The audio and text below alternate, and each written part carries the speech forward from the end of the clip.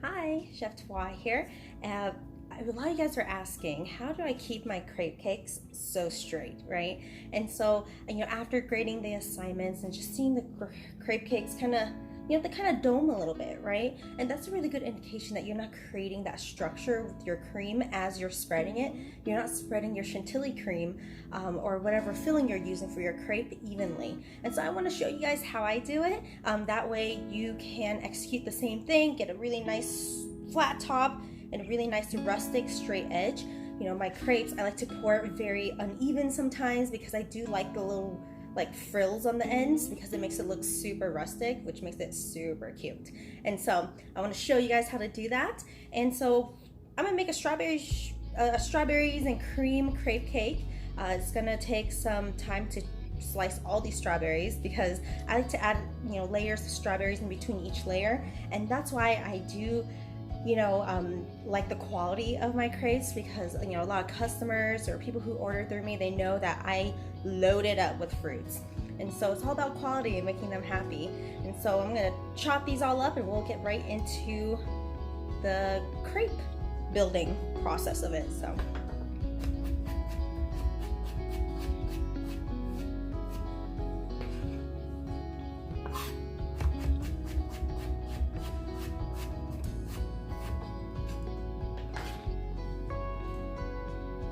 So I have my strawberries right here. These are for garnishing the cake after it's done, and my sliced strawberries and my poured mini layer crepes. And so I have about 20 layers here. I always like to do 20 layers. It's a really good starting point for me, I feel. But these 20 layers goes really tall, and so to start out, get some practice first. It's okay, it doesn't have to be tall like mine. Keep it to about 15 layers. 15 layers or 12 layers. 10 layers will give you kind of like a pretty good small slice that isn't too overwhelming, because you do want to remember that crepes are very carby. They fill you up quite fast. In fact, they fill you up much more than just a regular cake. And so small slices will take it, or even not small slices, but also shorter slices is totally fine. Don't feel like you're obligated to do the full 20 layers. But first off, I like to start with my chantilly cream, which I whipped up already. You can see what you want is a chantilly cream that has that's not over whipped, but you're looking to kind of a little bit past the medium peak. And the reason why you want that is so you get a little bit more stability. If it's soft peak or medium and you use a low quality cream to make your chantilly cream that isn't stable, it's gonna melt and you're gonna end up with crepe cake that's going to start sliding right off. You want to make sure that your crepes are nice and cool. After you poured it, you want to make sure that it's cooled down. You do not want to start building chantilly crepe cake, or not chantilly, the crepe cake until it's actually cool, because when it's warm, it's going to melt that chantilly cream. You want to remember, chantilly cream has a lot of fat in there, and with that fat in there, heat is your worst nightmare. So make sure your kitchen is nice and cool. And also every ingredient is cold with it. And so you can see that as I'm spreading the layer of chantilly cream, I'm not being too precise with it, right? And part of it is because I like the rustic feel. I do like to see a little bit of the cream exposed and oozing over the side a little bit, because it makes it look super homemade and delicious. And so just kind of looking at the first part, you just see keeping it as straight as you can. And it gets more difficult, usually as you're building, you're just oh yeah, it's feeling straight. And then by the time you get to your 15th one, you just see a dough, right? And so part of what happens is that when you start building and you're not putting enough cream onto over the edges right here, you want to put cream all the way to the edges. Because if you're not putting cream on the edge and it just spreads only to inside right here, you're going to end up with that dome. And you want to make sure that you do spread it nice and thin. And so usually the bottom layer, I don't put strawberries on just yet, because I do want a little bit more stability on the bottom, so that when they cut into the cake, there's a little bit of structure on the bottom. Sometimes having fruits in between takes away that structure because it's not straight anymore. But if I have at least 2 layers where it's just cream and crepes, it makes it a little bit more easier to slice into it and then lift up like a slice out. And so I'm gonna just continue to build, and you're gonna see how I'm trying to maintain a very very straight type of crepe finish. And as I like to just spread the fruit out a little bit, and remember, by adding in the strawberries, it's just gonna cause a little bit of unevenness. Just making sure that you offset it, right? And so you see where I have my strawberries. My next layer, I'm gonna put strawberries in the areas that don't have strawberries. That way it can maintain a very nice even layer. You always wanna push.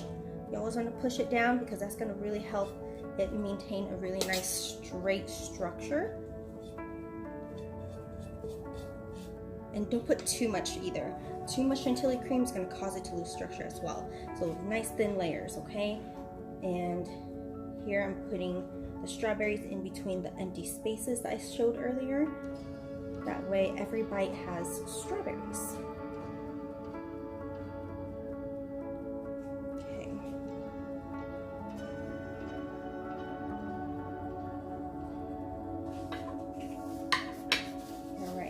Show a little bit more emphasis. You see I'm spreading it to the edges as much as I can, not overwhelming, so it just can also still look very clean. So just remember that one way to strain is, because I think people tend to get a little bit scared to put a little bit of pressure on it, and then you end up with a very dome looking type of crepe cake in the end. But if you want it to be straight, you got to apply a little pressure. It's okay, it's not going to get ruined. You know, right here, see, they just like, you know, add in a layer and then start building, but you want to kind of strain it out a little bit. That kind of helps the cream from the center kind of spread outwards a little bit as you're putting in pressure. I like to go in to outwards as I'm putting pressure, because that way it's going to straighten out the edges.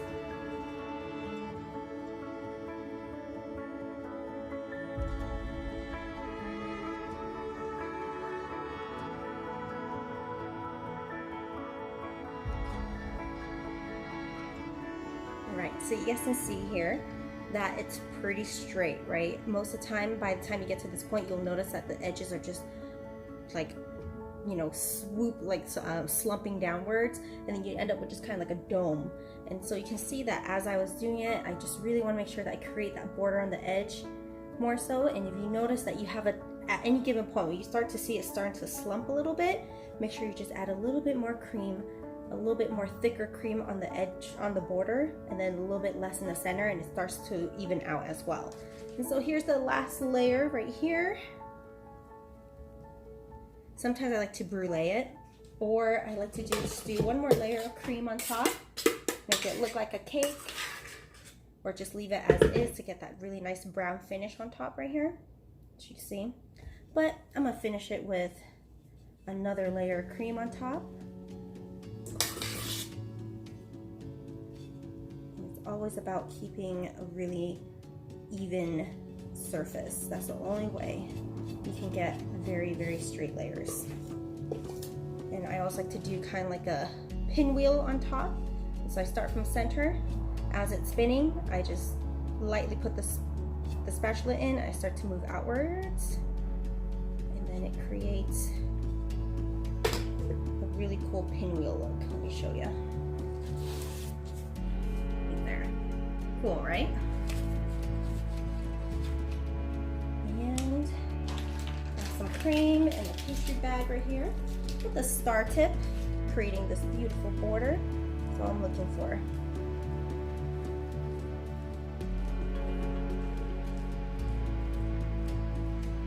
Perfect. And you saw that garnishing that I did earlier. It's just strawberries that have been cut in half. I like to use it to create finishing parts to decorating the cake.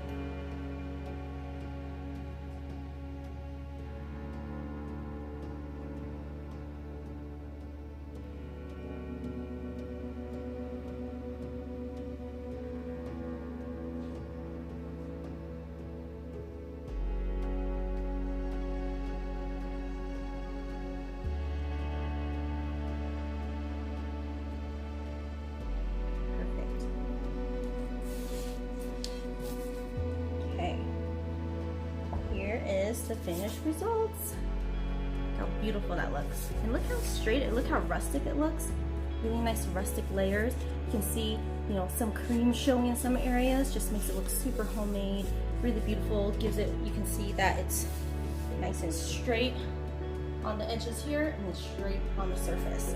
And I hope that kind of gives a little bit more enlightenment on how I get it to become straight. It's a very simple technique of just making sure you create that border on the edges, instead of, because we have a tendency when we're putting our cream to have a little bit more thicker layers of cream in the center and thin it out as we go like outwards, right?